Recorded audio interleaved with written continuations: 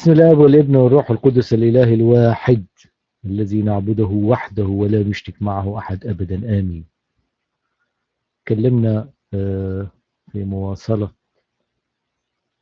تأملاتنا في سفر نشيد الأناشيد، وكنا وصلنا للآية، خلصنا الآية 11 من الإصحاح الأول من سفر نشيد الأناشيد، والنهاردة بنعمة الرب نخلص، إذا ربنا ادانا عمر وادانا نعمة نقدر نخلص الإصحاح الأول إن شاء الله، لأن الإصحاح الأول كله 16 آية. يعني النهاردة هنتكلم من الآيات 12 إلى 16، وبعد كده هناخد تأمل عام ما بين المسيحية والإسلام في سفر نشيد الأناشيد.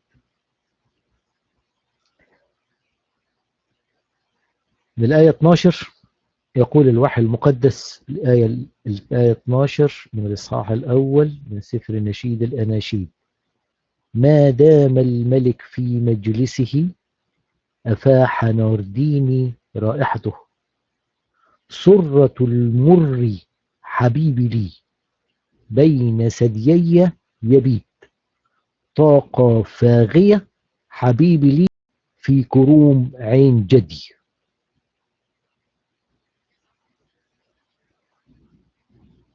كنا اتكلمنا قبل كده انه سفر نشيد الأناشيد اتكتب بروعة واسلوب ادبي رائع جدا، استخدم فيه الألفاظ الحسية، بحيث إذا حاولت أنك تطبق أو تترجم الألفاظ الحسية إلى معاني حسية يختل المعنى، لكنه استخدم الألفاظ الحسية للتعبير عن معاني معنوية رائعة، معاني روحية رائعة سامية، ولا تستطيع أنك تفهم النص أو تترجمه إلا إذا رجعت إلى المعاني الروحية العالية التي ترتبط بالإصحاح نفسه وبالسفر نفسه وبالكتاب المقدس من التكوين الرؤية في تسلسل الأنبياء. وكنا استعرضنا ال11 آية الأولى، وبعد ما تم التسجيل فتحنا النقاش وقلنا يا ريت حد واحد فقط من الإخوة المعارضين لهذا السفر الذين يتشدقون صباح ومساء على سفر نشيد الأنشاد يطلع يقول لنا ال11 آية اللي جات يحاول يطبقها حسيا.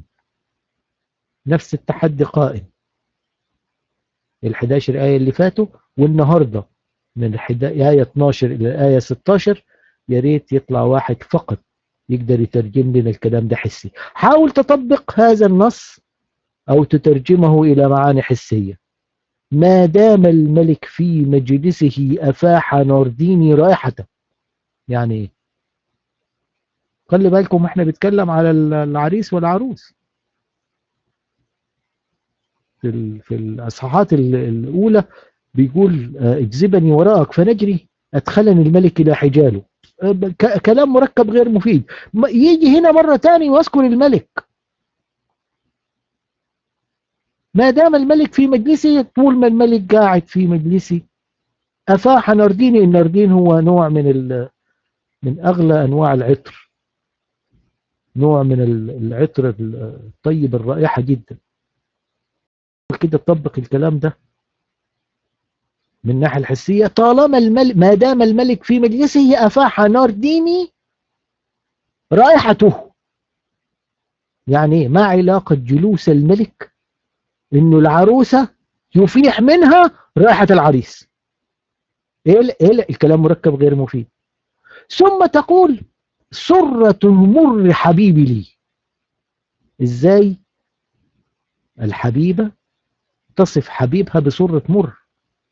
سرة المر حبيبي لي إزاي؟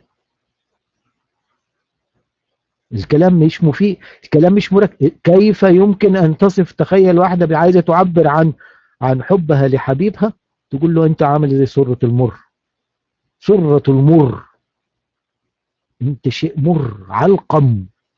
سرة المر حبيبي لي، بين ثديي يبيت. إيه دخل سرة المر بين ثدييك يبيت في مجلس الملك في إفاحة ناردينك كعطر له؟ ايه كلام مركب مش مفيد. يطلع واحد يفسره لنا. كيف تصف العروس حبيبها او عريسها بانه صورة مر،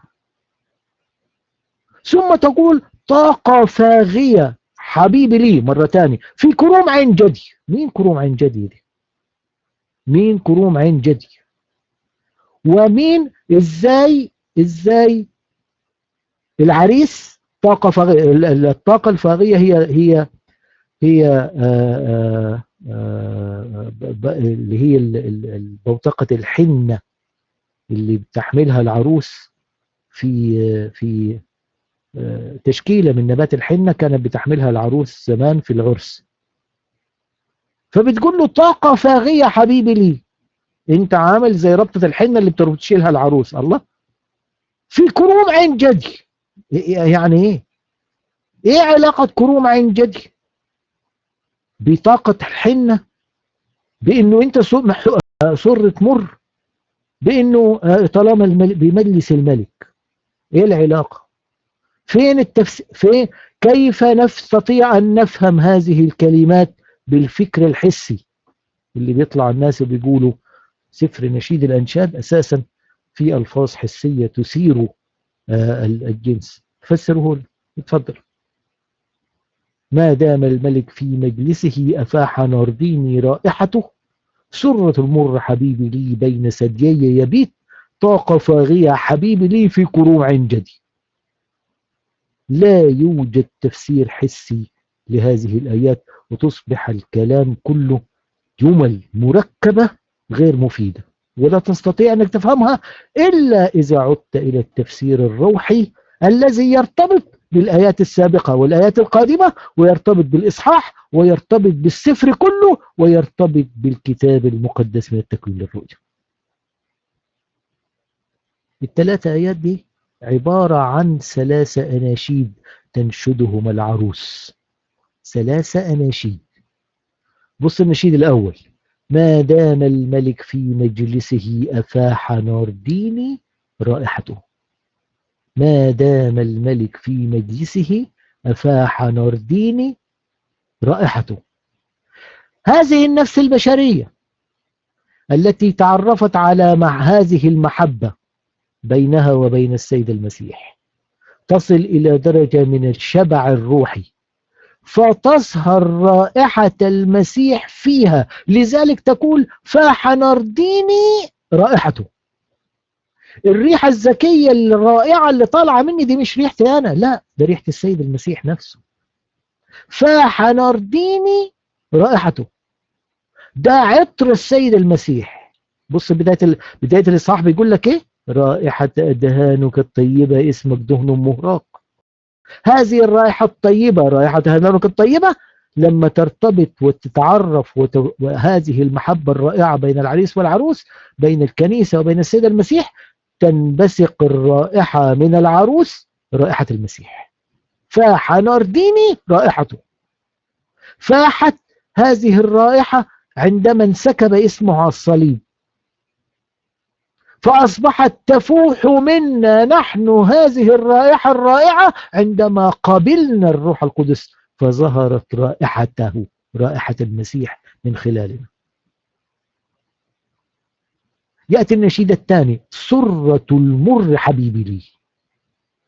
سرة المر حبيبي لي بين ثديي يبيت. وينط بقى المسلم، بيقول بين ثديي يبيت، يعني ايه؟ طب يعني ايه سرة المر حبيبي لي؟ انت مسكت بين ثديي يبيت، عظيم، اهلا وسهلا، متشكرين. يعني ايه؟ مين الذي يبيت بين الثديين؟ مين سرة المر اساسا اللي هو حيبيت بين الثديين؟ وما علاقة بين ثديي يبيت بما دام الملك في مجلسه افاح نارديني رائحته؟ وما علاقة بين ثديي يبيت بآية اللي بعديها طاقة فاغية حبيبي لي في كروم عين جدي؟ الحكمة لا تلد للنفس الساعية بالمكر، ولا الجسد المسترق للخطيئة.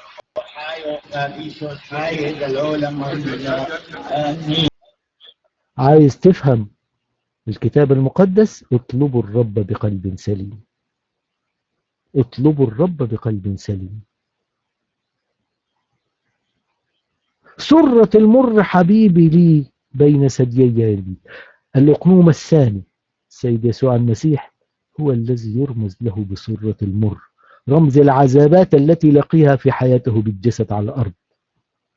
طب الكلام ده احنا أساسا بنتخيله، بنفسر من عندنا؟ لا، ده كتابي. عندما ولد السيد المسيح جاء المجوس من المشرق بناء على نبوءة دانيال النبي 550 سنة قبل الميلاد. 550 سنة قبل الميلاد أنبأ دانيال النبي عن ولادة السيد المسيح الملك في اليهودية. أنبأ ذلك في إيران في بلاد فارس، وتعلم الفرس هذه النبوءة، وتعلموا أنه في ذلك الزمان سيظهر نجم في السماء يقودهم من أقصى بلاد الشرق في فارس عشان يجيبهم اليهودية عشان يسجدوا لهذا الملك المولود. جاء الفرس، جاء المجوس من بلاد فارس في نفس التوقيت الذي أنبأ عنه دانيال النبي قبل 550 سنة قبل الميلاد. جاءوا إلى بيت لحم حاملين هدايا ثلاثة ترمز لهذا الملك المولود الذي أنبأ عنه دانيال قبل 550 سنة وعلمه هذه النبوة. فعلا بعد 550 سنة ظهر نجم في السماء قاد هذا النجم. النجم ده أساسا ملاك، ما كانش نجم حقيقي، لا، ملاك ظهر في صورة نجم قادهم في الطريق من فارس إلى بيت لحم. راحوا بيقولوا الملك المولود، فوجدوا طفلا مولودا في مزود البقر وسجدوا لهذا الطفل لأنه الطفل الملك، النبوة بتاعت الملك، وقدموا له 3 هدايا. ال3 هدايا بتدل على ما أنبأ به دانيال وعلمهم عن هذا الطفل الملك. قدموا له لبانا ذهبا ومرا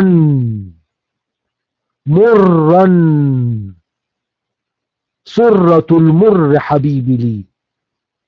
سليمان الحكيم بروح النبوة 900 سنة قبل الميلاد يتحدث عن نبوءة دانيال 550 سنة قبل الميلاد، وتتحقق النبوة في الميلاد بأن يأتوا المجوس ويقدموا المر. ينبئ سليمان الحكيم ب 900 سنة قبل الميلاد بسرة المر حبيبي لي. جاء المجوس فقدموا الذهب رمز الملك، واللبان رمز الكهنوت فهو الكاهن الأعظم، والمر حياة المر والعذابات التي سيلقاها هذا المولود الملك. محبة الله الآب التي طلبتها هذه النفس في بداية الإصحاح تظهر في أعلى معانيها في العذابات التي لقيها الابن على الصليب. يقول الوحي المقدس: لأنه هكذا أحب الله العالم حتى بذل ابنه الوحيد لكي لا يهلك كل من يؤمن به بل تكون له الحياة الأبدية. لأجل هذه المحبة يسكن الله في قلوبنا ويستريح بين الثديين، بين ثديي يبيت، أي يسكن ويستريح في قلبنا، في قلوب النفس، بين ثديي يبيت، في قلوب النفس البشرية التي أحبت وتعرفت على محبة السيد المسيح عندما أرهق اسمه على الصليب. وده كان النشيد الثاني: سرة المر حبيبي لي بين ثديي يبيت. هنرجع ليه مرة تاني بعد ما ناخد النشيد الثالث اللي هو: طاقة فاغية حبيبي لي في كروم عين جدي. كلمة ليس لها علاقة بأي شيء، لا إذا حاولت تترجمها بترجمة حسية اتفضل، ما هي الترجمة الحسية؟ يعني ايه طاقة فاغية؟ ما انت يا دوب قلت عليه سرة المر، ويا دوب اتكلمت انه الملك في مجلسه فاح نرديني عطره. يعني ايه طاقة فاغية حبيبي لي في كروم عين جدي؟ ايه اللي دخل كروم عين جدي في الموضوع؟ قلنا الطاقة الفاغية هي نبات الحنة، هي الطاقة التي كانت تحملها العروس يوم عرسها. كروم عنجدي هو المكان الذي التجأ إليه النبي لما كان هارب من وجه شاول. واشتهرت هذه المنطقة بأنواع متنوعة من الكروم. واللي ليه علم يعني عنده دراية بالعلوم الزراعية يعرف انه الكروم بتثمر في اوقات مختلفة، وكل زهرة من ازهار الكروم لها رائحة جميلة جدا مختلفة عن الرائحة الاخرى. في صمويل الاول بيقول كده لما رجع شاول من وراء الفلسطينيين أخبروه هو ذا داوود في برية عين جدي. هو ذا داوود في برية عين جدي. بص الآية اللي قبليها تتحدث عن سرة المرة المسيح المتألم. سرة المرة حبيبي لي. بعد القيامة أرسل لنا الروح القدس اللي هي طاقة فاغية تجعل نفوسنا كروم عين جدي، أي صارت هذه النفس مثمرة، أي هذه ثمار الروح القدس المختلفة. مواهب الروح القدس المختلفة التي أعطينا لها بعد الصلب. الروح القدس اسمك دهن مهراق لذلك حبتك العذارى أرهقت بعد اسمه على الصلب وأصبح الروح القدس متاحة. فكانت مواهب الروح القدس كثمار الكروم الموجودة في عين جدي. كل ثمرة عندها موهبة خاصة برائحة خاصة جميلة جدا متنوعة. فمواهب الروح القدس المعطاة باسم السيد المسيح سرة المر على الصليب، هذه المواهب المختلفة هي تشابه كروم عين جدي. يبقى تفسير الأناشيد الثلاثة التي فشلنا أن نجد لها تفسير حسي. ما دام الملك في مجلسه أفاح نردين عطرة، وسرة المر حبيبي لي بين ثديي يبيت، وطاقة فاغية حبيبي لي في كروم جدي. تفسيرها كالآتي في متوالية. الآية التي تتحدث عن الله الابن، عن الله الآب. ما دام الملك في مجلسي أفاح نردين رائحة الملك الجالس على عرش الله. الملك الجالس، الملك الآب. ثم الآية الثانية تتحدث عن الابن. سرة المر حبيبي لي بين ثديي يبيت. الابن يسوع المسيح المتجسد الذي مات على الصليب. سرة المر حبيبي لي. والثالثة تتحدث عن ثمار الروح القدس. طاقة فاغية حبيبي لي في كروم عين جدي. اتأمل معايا الثلاثة أناشيد. الأول بيتكلم عن الآب، الثاني بيتكلم عن الابن، الثالث بيتكلم عن الروح القدس. لكن بعمق لاهوتي أعمق نجد أن الآية الأولى والثانية والثالثة يمكن أن تتكلم عن الابن. ما دام الملك في مجلسه، هو اللي جلس عن يمين الآب مين؟ ما هو الابن. بعد الصلب مش قول صعد إلى السماء وجلس عن يمين الآب. يوحنا الرائي لما طلع في السماء فوجد خروف شبه مذبوح جالس على فين؟ على العرش. ده مين؟ ده الابن. يبقى الآية الأولى على الرغم إنها ممكن أن تكون إلى الآب إلا أنها ممكن تكون للابن. طب الآية الثانية سرة المر حبيبي الابن المتألم على الصليب، دي ما فيهاش خلاف. الآية الثانية طاقة المسيح، طاقة فاغية، الجمال الذي قام بجسده النوراني طاقة فاغية، هي ربطة الحنطة التي تحملها العروس. طب ليه في الأناشيد الثلاثة على الرغم إنها بترمز الآب والابن والروح القدس يمكن أن تكون بترمز للابن فقط؟ الوحي المقدس يفهم من التكوين للرؤية.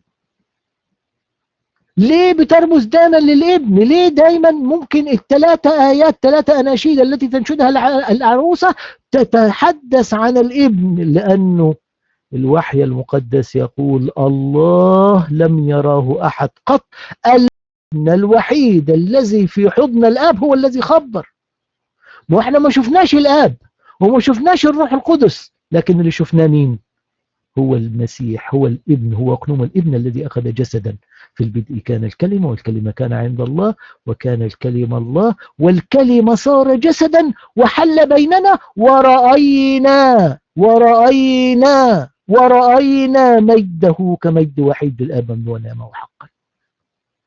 عشان كده في الابن هو الذي خبر عن محبة الله الآب عندما أرسله لخلاص العالم، والابن الذي خبر عن وجوده معنا في الأرض، والكلمة صار جسدا، والابن هو الذي خبر أنه سوف يصعد ويرسل الروح القدس لنا.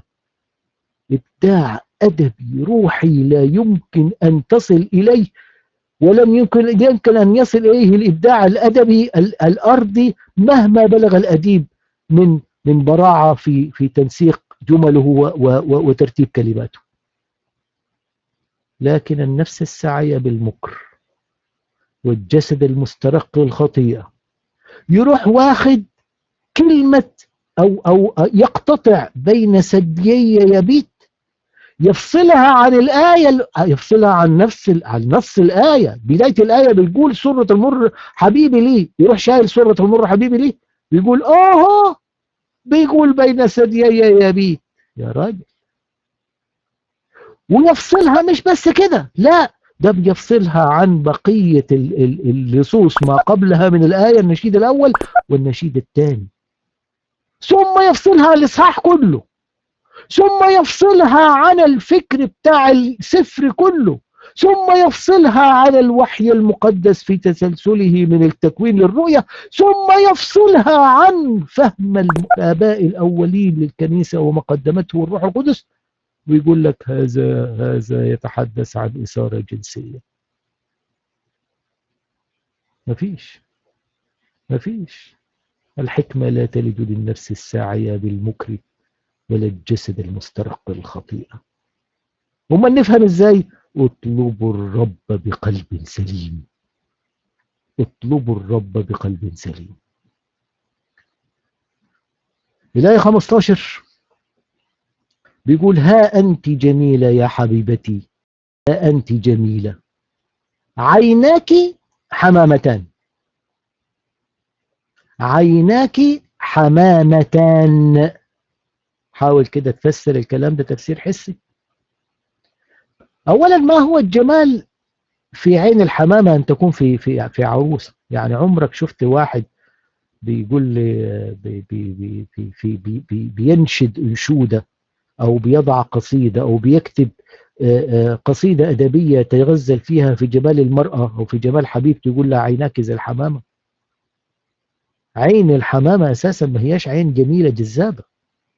يعني سمعنا عن وصف الحمامة على أنها وصف المرأة في جمال عيونها عيون المها، عيون الغزال. أعرف كده، رموش الجناح، رمش كجناح النسر. لكن عين الحمام ده، عين الحمام ما فيهاش رموش أساسا. تتصور إنه واحدة جميلة جدا بس في محل العيون وتروح حاطط عيون حمام، بتبقى ده شكلها مخيف. ده مش كده، مش بس عيون حمام، مش بس العينين عيون حمام، بيقول لها حمامتان، يعني 4 عيون، 4 عيون في الوجه، كل عين مثل الحمامة.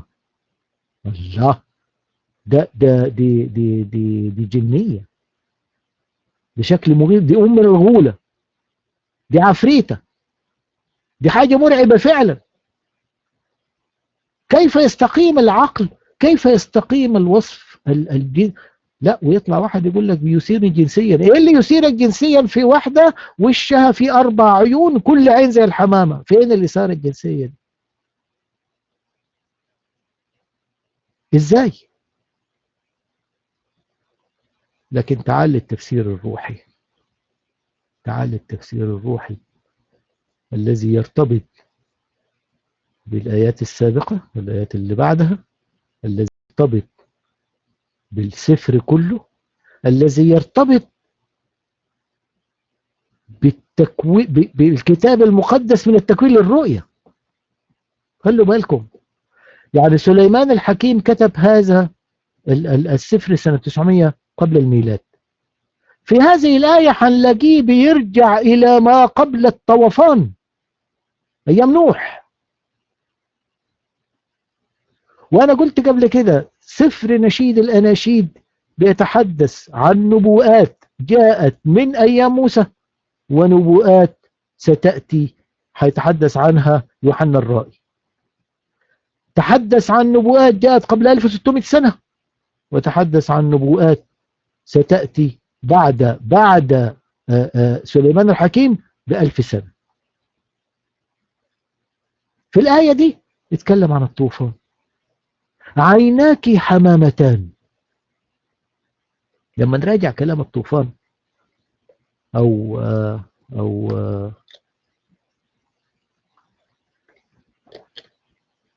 قصة الطوفان كما جاءت على لسان موسى النبي في التكوين 8، بعد ما ربنا غرق الأرض ووقف المطر وابتدت الأرض المية تقل شوية، يقوم نوح يرسل حمامة ليرى إذا قلت الماء، يشوف إذا كان هل في حتة نشفت اتكشفت، فيحاول إنه هو يروح عليها، وخلاص قاعد في المية هيتهرب. يقول الوحي المقدس في التكوين 8: ثم أرسل الحمامة من عنده ليرى هل قلت المياه عن وجه الأرض، خلي بالك من النص، فلم تجد الحمامة مقرا لرجلها فرجعت إليه إلى الفلك. أرسل غراب، الغراب ما رجعش. بص النص: فلم تجد الحمامة مقرا لرجلها فرجعت إلى الفلك. طب الغراب ليه ما رجعش؟ أصل الغراب لو كان كلها مية كان لازم يرجع، ولا هيموت، هيغرق، هيفضل طاير طاير طاير لغاية ما يموت. لكن الغراب لم يعود، لكن الحمامة عادت. لما حدث الطوفان ابتدى البشر والحيوانات يتسلقوا الجبال، المية بتعلى، وابتدوا يتسلقوا الجبال عشان يروحوا للحتت الناشفة، وابتدوا يدخلوا الكهوف، وابتدوا يدخلوا الشقوق ويتمسكوا بالصخور عشان ما يموتوش، لغاية ما المية غطتهم. فلما ابتدت تنسحب المياه ابتدت تنكشف هذه الجثث من الحيوانات والإنسان اللي هو على قمم الجبال. عندما أطلق نوح الغراب والحمامة، الغراب وجدوا ضالته المنشودة في الجثث والعفن اللي موجودين، اللي هم ماتوا على قمم الجبال. كانت بالنسبة له وليمة. هذا العالم العفن المتعفن كان شهيا بالنسبة للغراب، فلم يعد للفلك. يرجع الفلك ليه؟ أما الحمامة، بص النص: فلم تجد الحمامة مقرا لرجلها فرجعت إلى الفلك. رجعت إليه، رجعت إلى سيدها. يبقى المقصود بالحمامة الأولى أنها لم تجد مكانا مناسبا في وسط هذا العفن والجيف، لذلك كان سر جمالها مش سر جمال جذاب للشهوة لممارسة الجنس، لا، ده سر جمالها أنها لم ترى مكانا لرجليها في خطايا العالم، ولم تستريح إلا عندما رجعت إلى سيدها في الفلك.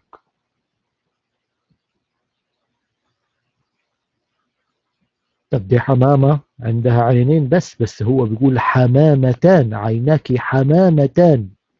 يقول الوحي المقدس: فلبث أيضا 7 أيام أخرى وعادت فأرسل الحمامة من الفلك، فأتت إليه الحمامة عند المساء وإذا ورق الزيتون خضراء في فمها. ده اللي بنشوفه في كل رسم الحمام، رمز السلام وشايل ورق الزيتون. بس ما حدش فاهم إلا المسيحيين فاهمين ليه الحمامة عندها رمز السلام ومحطوطة في فمها غصن الزيتون. ايه معناها؟ ايه معناها الروحي؟ يعني ايه سليمان لما قال عيناك حمامتان؟ الحمامة الثانية لما راحت وبدأت الأرض تنكشف لم تأخذ من الأرض لا جيفة ولا عفن، ولكنها أخذت غصن الزيتون رمز السلام اللي هو بيمثل رئيس السلام. بصوا النبوءة بنجيب من عندنا؟ لا. عشان كده بنقول يا اخواننا اللي عايز يفهم الكتاب المقدس يفهموا مننا احنا، يفهموا من الذين اوتوا الكتاب، وبعد كده بقى اعترض. بص النص 700 سنة قبل الميلاد، 700 سنة قبل الميلاد، 750 سنة قبل الميلاد، لأنه يولد لنا ولدا ونعطى ابنا. إشعياء النبي 750 سنة قبل الميلاد، لأنه يولد لنا ولدا ونعطى ابنا تكون الرئاسة على كتفه يدعى اسمه عجيبا مشيرا. 1. إلها قديرا. 2. أبا أبديا. 3. رئيس السلام. هذه الحمامة الثانية لم تأخذ من العالم إلا السيد المسيح رئيس السلام فعادت. يرى سليمان الحكيم 900 سنة قبل الميلاد يرى جمال الكنيسة، جمال جماعة المؤمنين، جمال النفس البشرية في الحمامة الأولى التي رفضت العفن والخطيئة الموجودة في العالم بكل مشتهياتها، والحمامة الثانية التي لم تأخذ من العالم غير السيد المسيح رئيس السلام، فيرى جمالها في الحمامتين. حمامتين.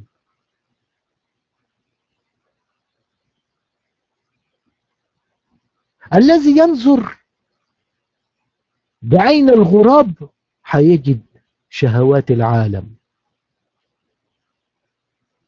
هيجد جمال العالم في الدنس والعفن، هيجد جمال العالم في تعدد الزوجات واستبدالهم، هيجد جمال العالم في مضاجعة واغتصاب ملك اليمين، هيجد جمال العالم في نكاح الأطفال، هيجد جمال العالم في نجاسة المحلل والمحلل له، هيجد نجاسة العالم وجمال العالم هيجده في القتل والذبح والسرقة والاستيلاء على أموال الآخرين.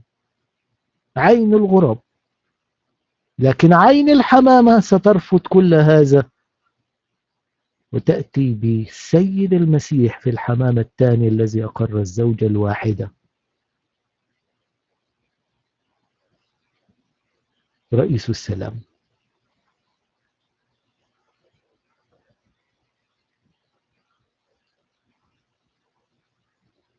عين الحمامة ترى مقدار المجد والمحبة التي بذلت على الصليب. تأمل معايا تاني قول الحمامتان التي تمثل العهد القديم والعهد الجديد. اتأملوا معايا منظر السيد يسوع المسيح على الصليب وكيف رأته الحمامة الأولى والحمامة الثانية بالجمال. هل كان جميلا السيد المسيح على الصليب؟ طبعا لا. يقول الوحي المقدس: لكن أحزاننا حملها وأوجاعنا تحملها ونحن حسبناه مضروبا من الله مذلولا وهو مجروح لأجل معاصينا مسحوق لأجل أثامنا. العهد القديم الحمامة الأولى. العهد الجديد نفس المنظر، عين الحمامة الثانية. يقول إيه؟ لأنه هكذا أحب الله العالم حتى بذل ابنه الوحيد لكي لا يهلك كل من يؤمن به بل تكون له الحياة الأبدية. عين العالم لا يرى هذه المحبة ولا يرى المجد على الصليب، بل يرى السيد المسيح ضعيفا مذلولا مهانا مضروبا. مش هو ده اللي بتقولوه يا إخوة؟ الإخوة المسلمين مش ده اللي بتقولوه؟ إلهكم اتضرب، إلهكم اتصلب، إلهكم كده. عشان كده الوحي المقدس واضح جدا في هذه النقطة. يقول الوحي المقدس: إن كلمة الصليب عند الهالكين جهالة. إن كلمة الصليب عند الهالكين جهالة، أما عندنا نحن المخلصين فهو قوة الله. هو قوة الله. رأت الحمامة الأولى والثانية السيد المسيح بالرغم ما هو موجود على الصليب من منظر غير حلو غير جميل، رأته جميل رائع. أما الذين أخذوا الغراب اللي أخذ شهوات العالم رفض هذا المنظر ورفض السيد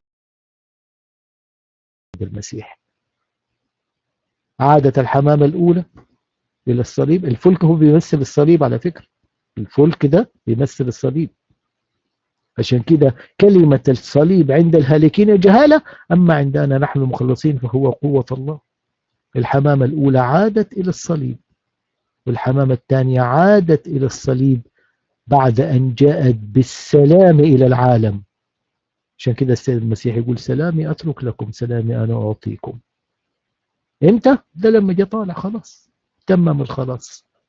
هل يرى الغراب هذا السلام؟ لا. هل يرى هذا الجمال؟ لا. سليمان الحكيم 900 سنة يرى كل هذا ويعبر عنه بجمال المؤمنين، جمال النفس البشرية التي عيناها. الآية 16-17 ها أنت جميلة يا حبيبي، ها أنت جميل يا حبيبي وحلو. ما خلاص. بص الحمامة التانية هتبتدي تتكلم، العروسة هتبتدي ترد على العريس. العريس اللي موجود على الصليب متعذب متهان مضروب، ازاي بتشوفه جميل وحلو؟ ها أنت جميل يا حبيبي وحلو، سريرنا أخضر، جوائز بيتنا أرز، وروافدنا سرو. ها أنت جميل يا حبيبي وحلو، جميل وحلو.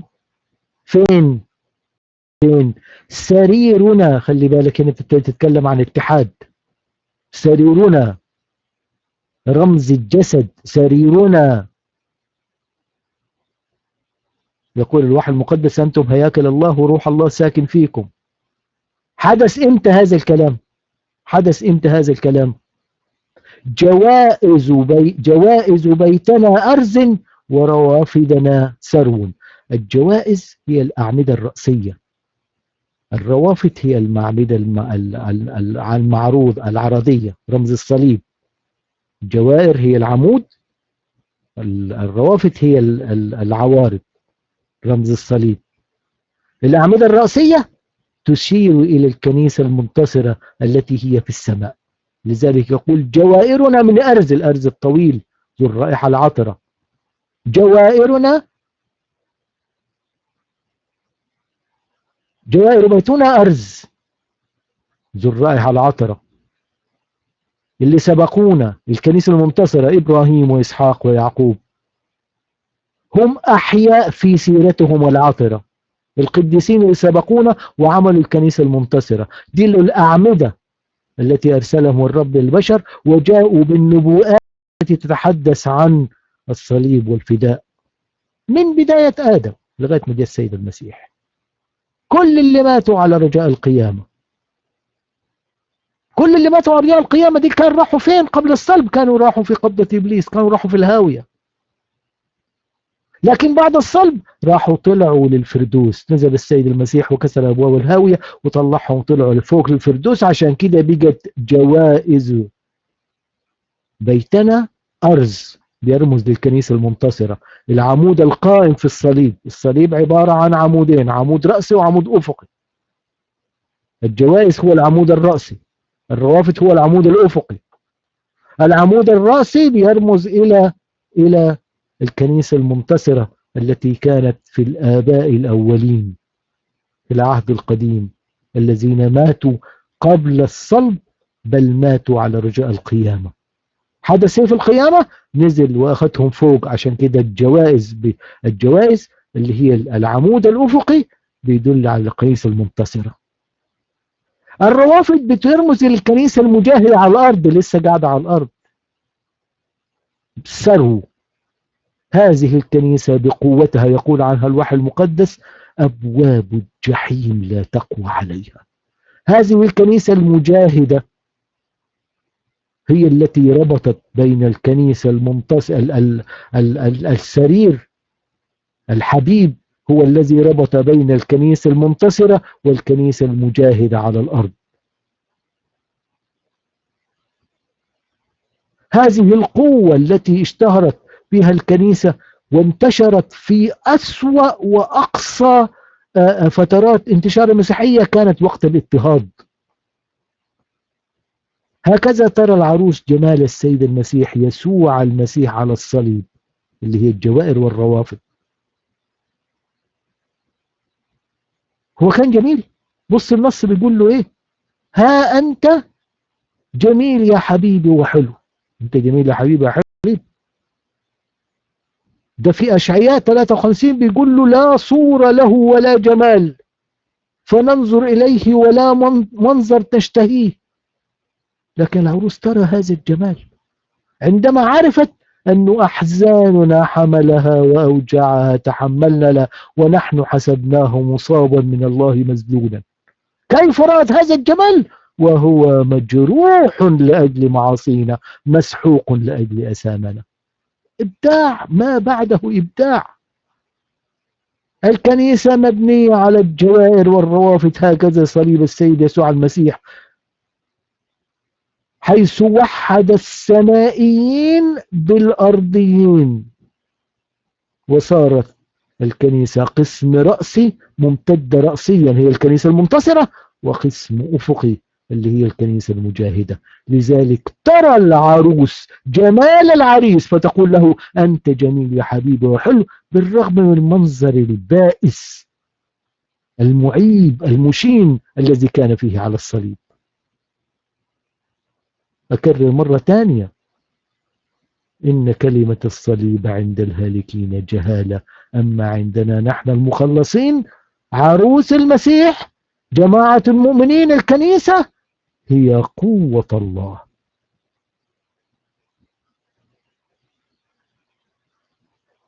انتهى كده الإصحاح الأول من نشيد الأنشاد، نشيد الأناشيد، والذي أنبأ فيه سليمان عن 900 سنة قبل الميلاد. أنبأ عن الثالوث، أنبأ عن الفداء، أنبأ عن الصلب، أنبأ عن الكنيسة المنتصرة قبل الميلاد، ربط التكوين بالرؤية، أنبأ عن الجالس على العرش. والسؤال هنا: المعترض على سفر نشيد الأناشيد، ماذا أنبأ سليمان المسلم في كتبكم؟ أنتم معترضين عليه. ده اللي عندنا، ده الإصحاح الأول يدوم من النشيد الأناشيد. انتوا اللي مش عاجبكم نشيد الأناشيد، سليمان الحكيم، سليمان المسلم بتاعكم أنبأ بإيه؟ في القرآن والسنة الصحيحة. ما هي نبوءة سليمان؟ لما أقرأ عن سليمان المسلم لا أجد غير مجموعة من الأساطير: بساط الريح جميل ومريح، الجن المارد، مصباح علاء الدين، خاتم سليمان. ده سليمان المسلم أساسا مرتبط بالشياطين.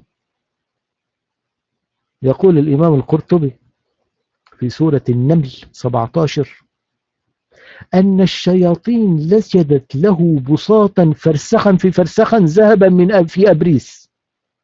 أن الشياطين نسجت له بساطا فرسخا في فرسخا ذهبا في أبريس، وكان يوضع له كرسي من الذهب وحوله 3000 كرسي من الذهب وفضة، فيقعد عليه الأنبياء على كراسي من الذهب والعلماء على كراسي من الفضة. ده سليمان المسلم بتاعكم كان بيسافر على بساط الريح جميل ومريح وكله سلام، وبيسافر معاه 3000 نبي و3000 عالم. إن أنبياء يقعدوا على كراسي ذهب والعلماء يقعدوا على كراسي فضة. ده في أحاديث تانية بتقول فيه بعد كده هيقعدوا الحيوانات والطيور والجن والإنس كده. يعني هيصة.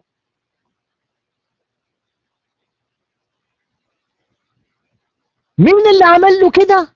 سليمان الذي قال عنه الوحي المقدس: ها هو ذا أعطيك فهما وقلبا حكيما حتى لم يكن مثلك قبلك ولا يقوم بعدك نظيرك. أحكم بني آدم مشى على سطح الأرض. ربنا قال له كده: أديك هذه الحكمة، عارفة طبيعة الطيور، وعارفة طبيعة الحيوانات، وعارفة طبيعة الحشرات، وعارفة طبيعة النباتات بعلم. احنا لغاية دلوقتي سنة 2000 بعد الميلاد سليمان يفهم أحسن مننا، مش لأنه ذكي ولا فظيع ولا عالم، لا، ربنا أعطاه العلم. هو ذا، بص النص ملوك الأول الإصحاح الثالث: هو ذا أعطيك قلبا حكيما ومميزا حتى أنه لم يكن مثلك قبلك ولا يقوم بعدك نظيرك. تصور واحد 900 سنة قبل الميلاد عنده العلوم اللي احنا عندنا النهاردة وأكثر منها، وإلى نهاية العالم لن يقوم واحد أحكم منه في هذه العلوم. أكيد الشعوب الغير مؤمنة اللي ما عندهاش الفاقدة للنبوة افتكرت سليمان بيتعامل مع الشياطين. عشان كده جو الناس اللي هم ما لهمش في النبوات ولا فاهمين طز من سبحانه، قال لك: الشياطين نسجت له بساطا فرسخا في فرسخا ذهبا من إبليس كان يوضع له كراسي من ذهب وحوله 3000 ألف كرسي. 3000 كرسي في أيام سليمان كان في 3000 نبي. مين؟ فين؟ اسمهم ايه؟ طب قول لنا اسمهم ايه؟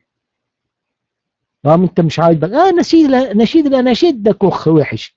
مين ال 3000 نبي اللي كانوا ايام سليمان يا اخي؟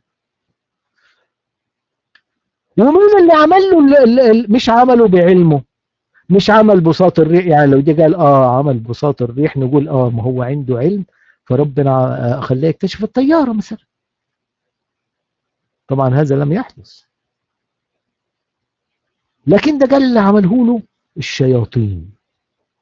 ده مش الشياطين بس اللي عملوا بساط الريح، لا، ده كان عايش مع الشياطين وكان هم اللي بيركبوا ويشيلوا له بساط الريح.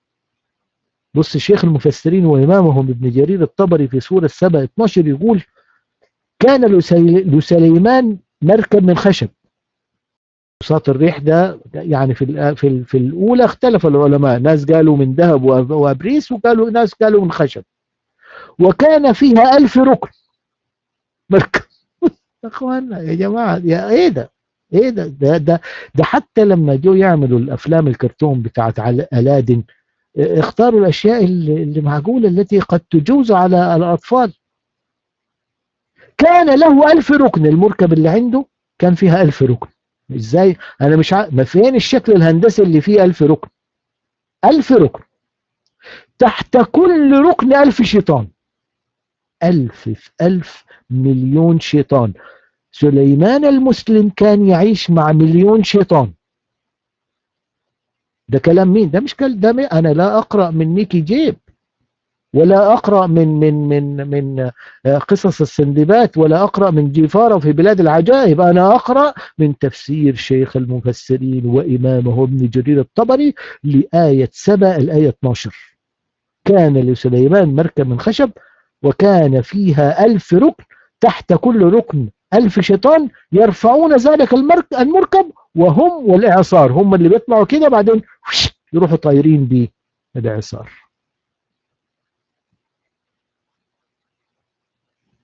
يا بشر، يا بني آدمين، الذي يتعامل مع الشياطين هذا رجس.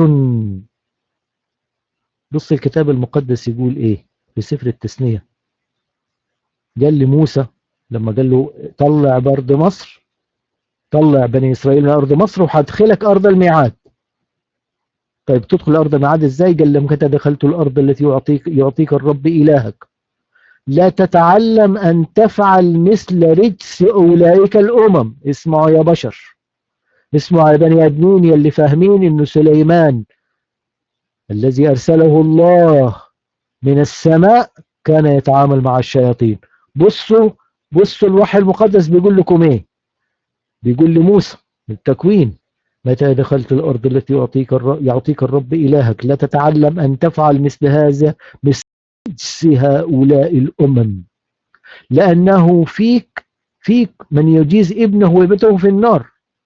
ولا يكن فيك لا يكن فيك من يجيز لا يوجد فيك من يجيز ابنه وابنته في النار، ولا يعرف عرافة ولا عائف ولا متفائل ولا ساحر ولا يرقي رقية. الرقية الشرعية، سامعين متذكرين الرقية الشرعية؟ لا يرقي رقية ولا يسأل جان ولا تابع ولا يستشير الموتى. ليه؟ بص النص المقدس: بسبب هذه الأرجاس الرب إلهك طاردهم من أمامك. بسبب هذه الأرجاس، الشياطين اللي بتقولوا أساسا جاءت كان يتعامل مع سليمان، هذا رجس من الله، هذا رجس عند الله. بل أنه حذر موسى إنهم يسلكوا نفس السلوك اللي سلكته الأمم اللي قبليها، لأنه بسبب هذه الأعمال التي هي رجس عند الله سوف يطرد كل الشعوب اللي كانت ساكنة هناك لما تمتلئ الكأس بتاعها بتاع الاسم. هو هيمتلئ أكثر من إنه يكون عنده مليون شيطان. هو في أكثر من التعامل مع مليون شيطان. هم كام الشياطين دول قد إيه؟ ده سليمان وحده قال لك كان عنده المركب فيها 1000 ركن، وكل ركن تحتيه 1000 شيطان. ده سليمان المسلم بتاعكم. يلي مش عاجبكم نشيد الأنشاد. هذا رجس، هذا رجس للشعوب. خلوني أراجع معاكم 5 مواقع عشان نشوف الإثارة الجنسية التي أسرت بها عندما تقرؤون سفر نشيد الأنشاد. 5 مواقع في الإصحاح الأول، 5 مواقع. الموقع الأول هو لون البشرة التي ورد في الإصحاح الأول، أنا هتكلم على الإصحاح الأول بس. والموقع الثاني شكل العينين.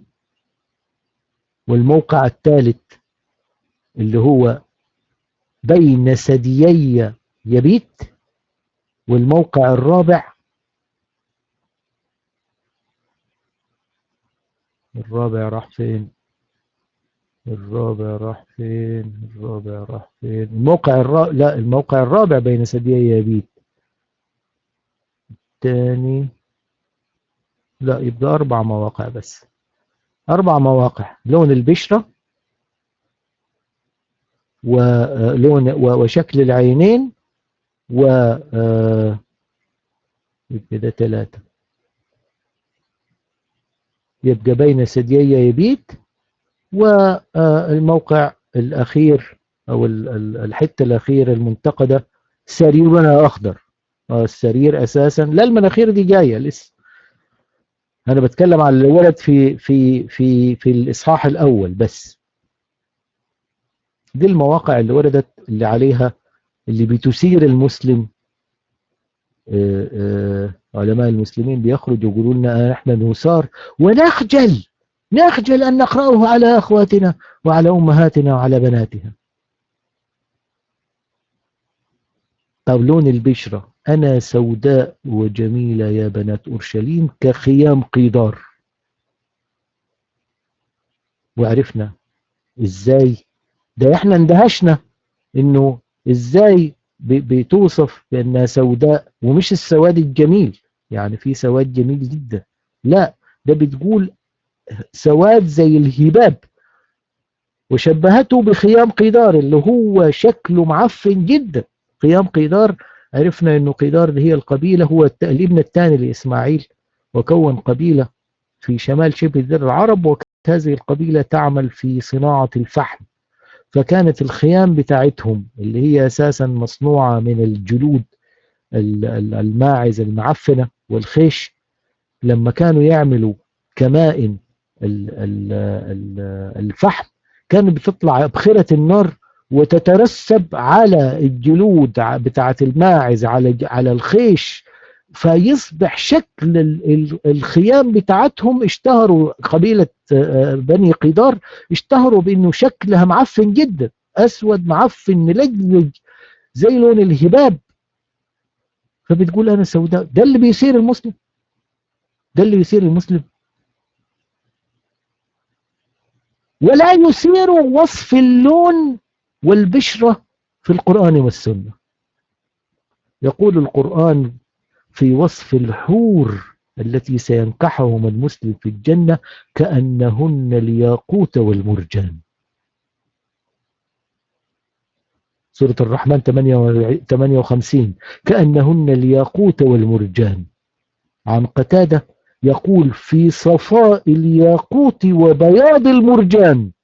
هذا لا يثير خيام قيدار اللي هي سودة زي لون الفحم الهباب، وملمسها خشن زي جلود الماعز والخيش اللي بيترسب عليه الهباب، ده يثيره. وفي سورة الأحقاف 23 يقول: حور كمثال اللؤلؤ المكنون. يقول الحافظ ابن كثير الدمشقي في الإثارة والترغيب الجنسي: كأنه اللؤلؤ الطري في بياضه وصفائه. وفي سورة الصافات يقول: كأنهن بيض مكنون. عارفين بيض المكنون يعني ايه؟ البيضة لما تتقشر من شدة نعومة جلود هذه الحوريات وطراوتها هتكون في نعومة الملمس بتاع البيضة اللي جوه بياض البيضة، وطرية زي البيضة. فهي يثار المسلم من انه العروس سوداء كخيام قيدار بلون الهباب المفحم، لكن لا يثار بانها جلدها كرقة الجلد التي تراها داخل البيضة. يثار المسلم من انه بياضها بياض اللؤلؤ والمرجان، وفي صفاء الياقوت، وفي نعومة بيض الداخلة. ده آيات قرآنية، دي آيات قرآنية. يثار المسلم من أنها سوداء كاحلة مثل السماد وخسنة مثل قيام قيدار، ولكن لا يثيره الحور البيضاء مثل المرجان واللؤلؤ وصفاء الياقوت، وملمس جلدها ناعم جدا وغض مثل بياض البيضة بعد تقشيرها. النصوص القرآنية يعني أنا واضح جدا عندي أنه الآيات التي تحدثت عن جمال العروس آيات أساسا لا يمكن أن ننسبها إلى التفسير الحسي، لكن الآيات القرآنية والأحاديث الصحيحة الموجودة في القرآن لا يمكن أن تكون لها أي معنى آخر يحمل كناية أو استعارة عن معاني روحية، بل هي معاني جنسية بحتة. النصوص القرآنية لا علاقة لها لا بالكناية والاستعارة، بل هي ترغيب وإثارة جنسية لتحفيز المسلم على الجهاد عشان يقتل ويذبح حتى ينال الحرية في الجنة، فينكح ثم ينكح ثم ينكح. بعد ده كله يأتي القرآن ويقول إنه إله الإسلام أنشأ هذه الحور فقط لسبب واحد: عشان ينكحهم المسلم. سورة الواقعة 35: إنا أنشأناهن نساء فجعلناهن أبكارا عربا أترابا لأصحاب اليمين.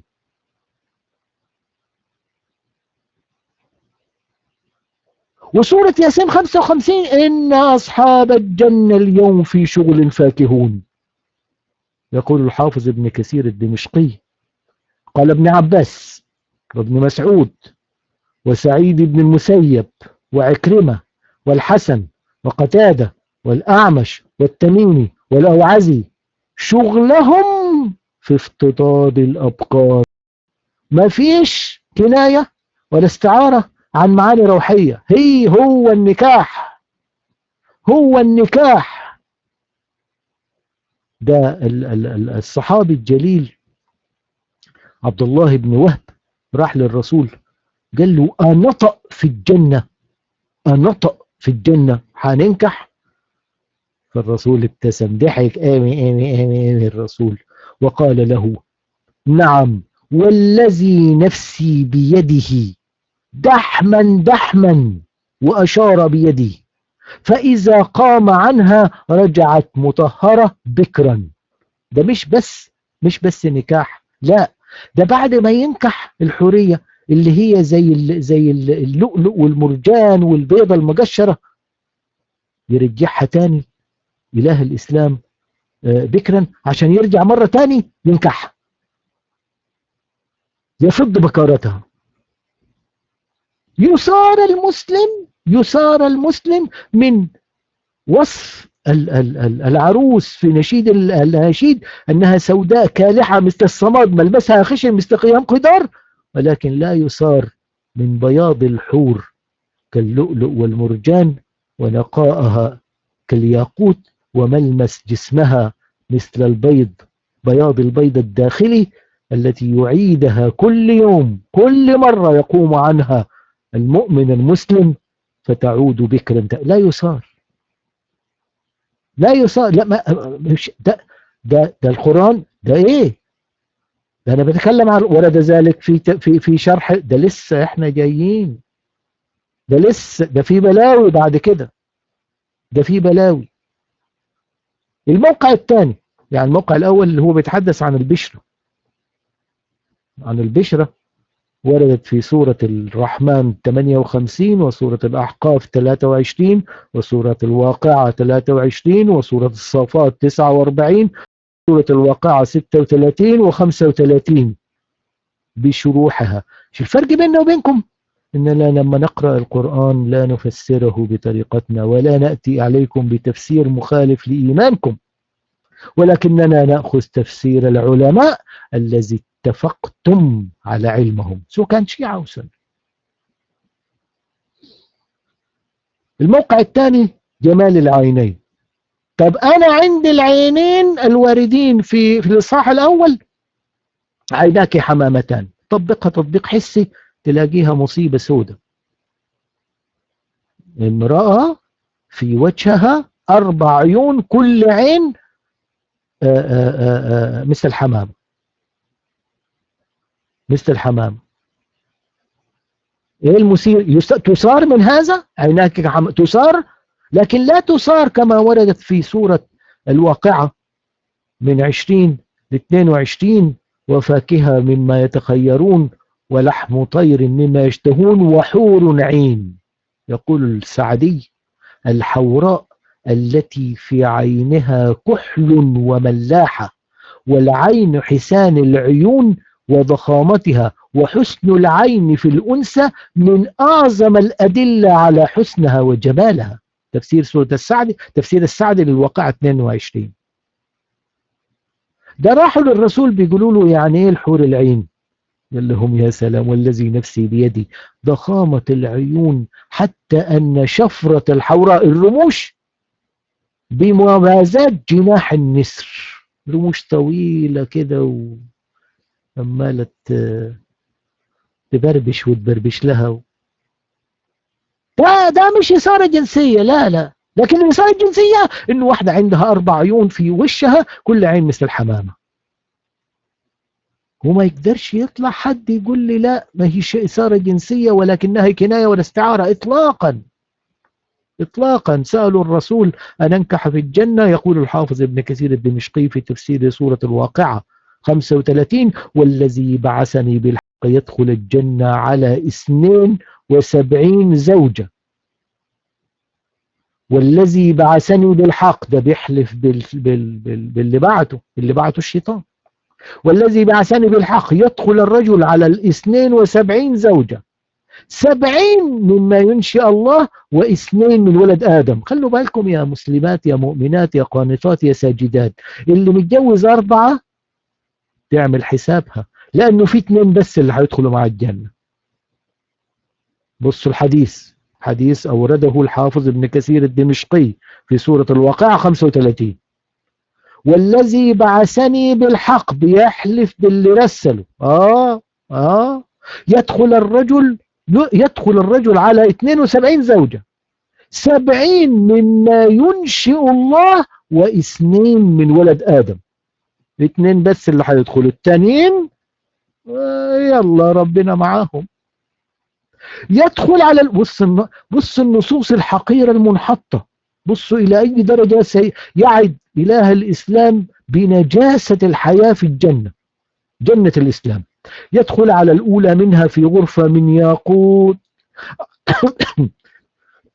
عفوا، يدخل الأولى منها في غرفة من ياقوت على سرير من ذهب مكلل باللؤلؤ، ولا يأتيها من مرة إلا وجدها عذراء، ما يفتر ذكره ولا تشتكي قبلها.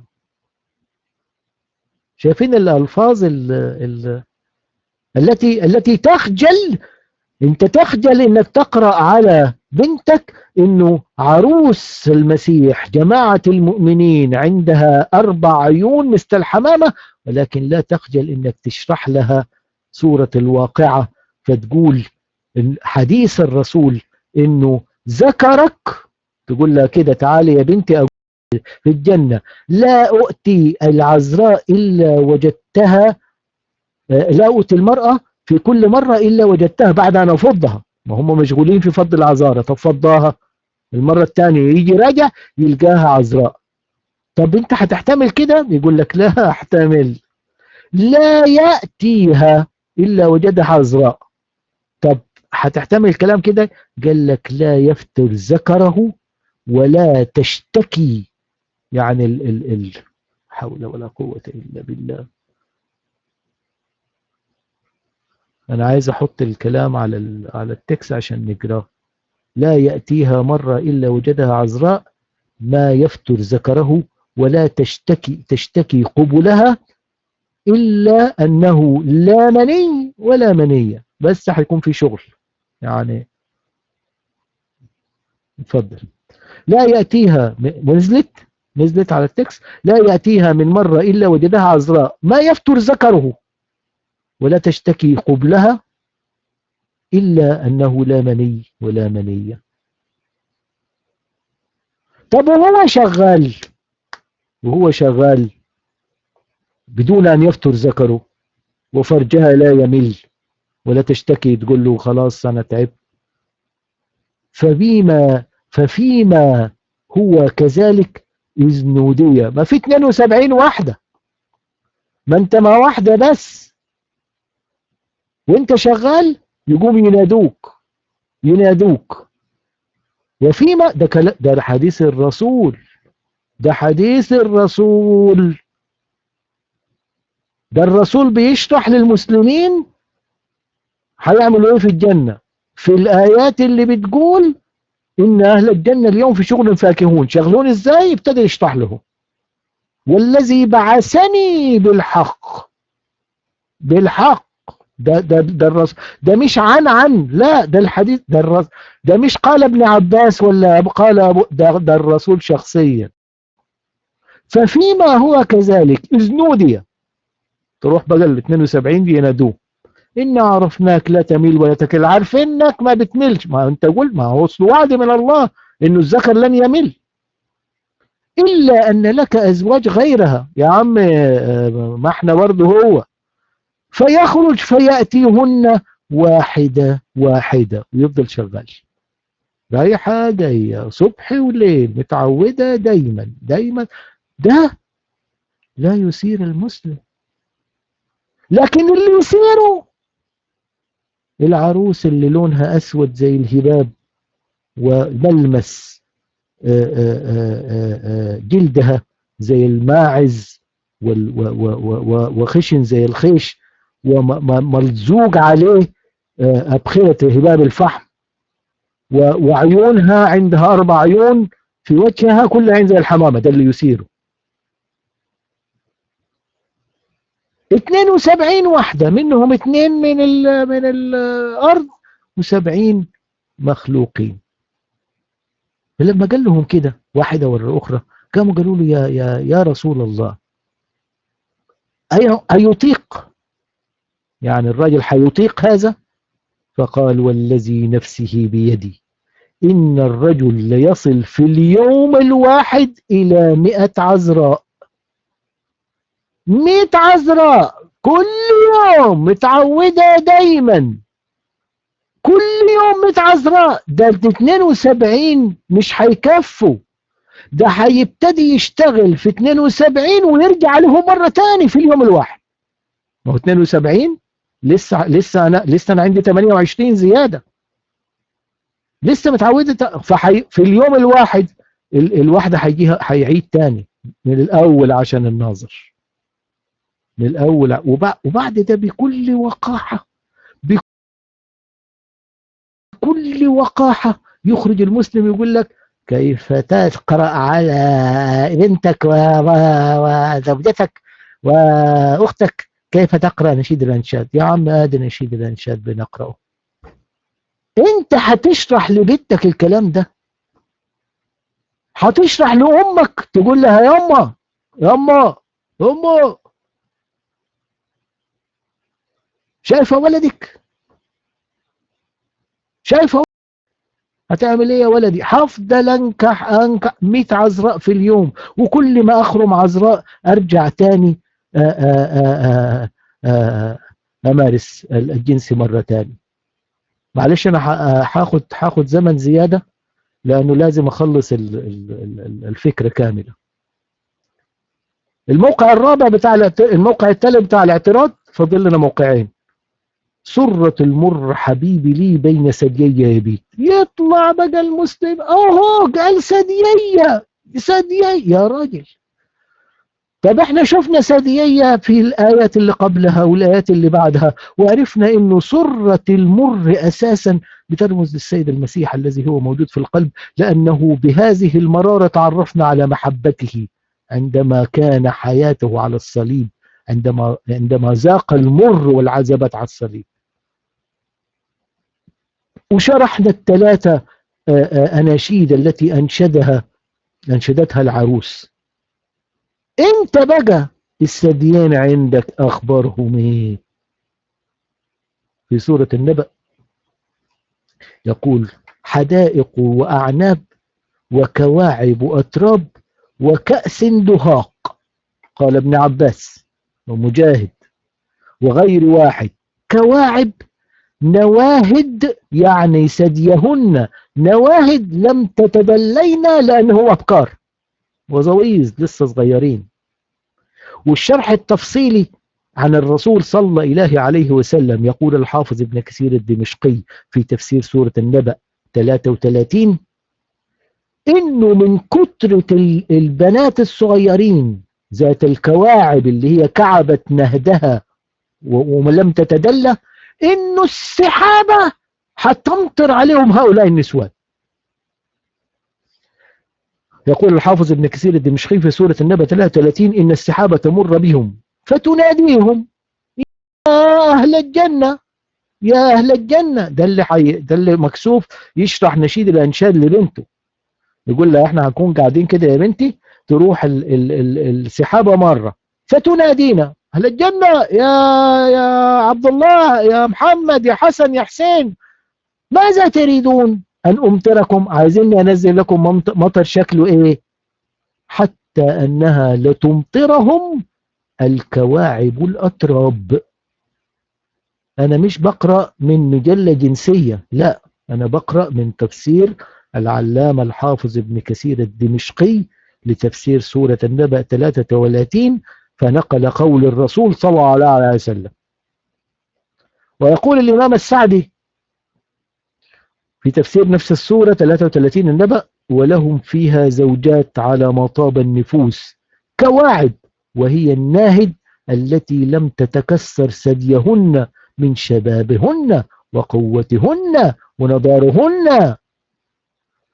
ويقول الزمخشري، أصله في واحد قال لي أصله أنت لا تأخذ بتفسير المعتزلة، هذه المعتزلة الزمخشري من المعتزلة، قال الكواعب التي فلكت ثديهن وهم النواهد اللي يدوب طالعين. ويقول ابن عاشور الكواعب جواري نواهد قد تكعبت ثديهن. ويقول العلامة الطاهر بن عاشور رحمة الله عليها الكواعب جمع كاعب، وهي الجارية التي بلغت سن 15.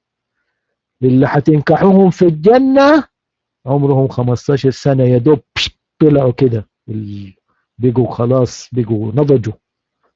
ده اللي لا يثيرك جنسيا، لكن يثيرك جنسيا هم 4 عيون ذات الملمس الاسود، بتاع الماعز اللي محطوط عليه هباب الفحم، ده اللي يثيرك جنسيا. تصور لو عايزه تشرح لبنتها اللي عمرها 15 سنه وسنيه اللي فاهمني في الجنة هيحصل ايه، هتقول لها شايفة عمرك ده هو اللي هينجحوا فيه الحوريات.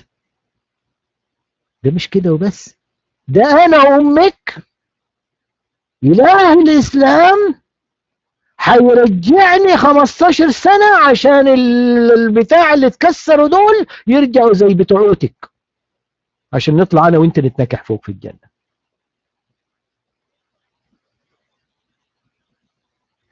عشان نطلع انا وانت نتنكح فوق في الجنة.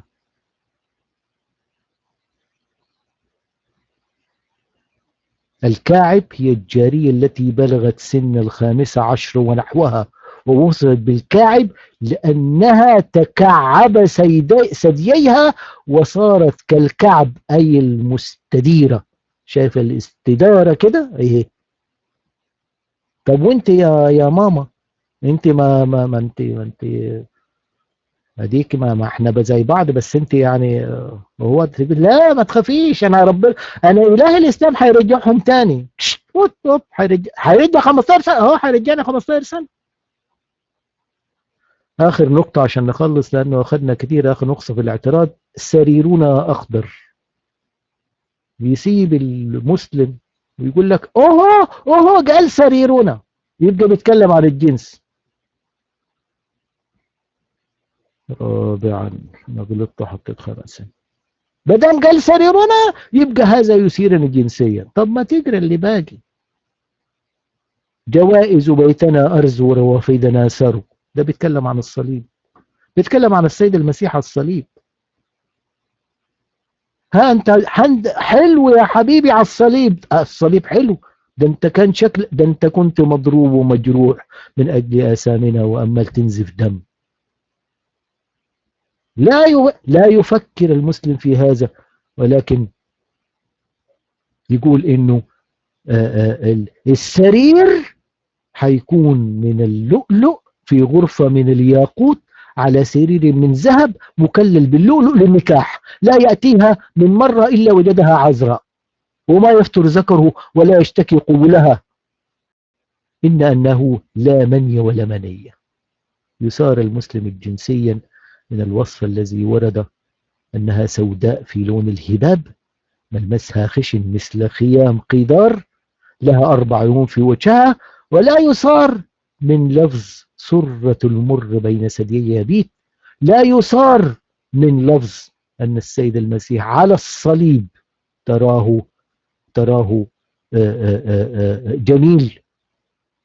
لا يصار المسلم من النساء اللوائي زي اللؤلؤ والمرجان وفي صفاء الياقوت وبياض البيضة المقشرة ذوات النواهد المكعبة المستديرة في سن 15 التي لم تتكسر، تتم العملية الجنسية على سرير من الذهب مكلل باللؤلؤ. لا يصار بأن كل مرة يقوم عنها ولا يأتيها إلا وجدها عذراء، وذكره لا ينسني ولا يفتر، وقبلها لا يفتر ولا يشتكي من النكاح.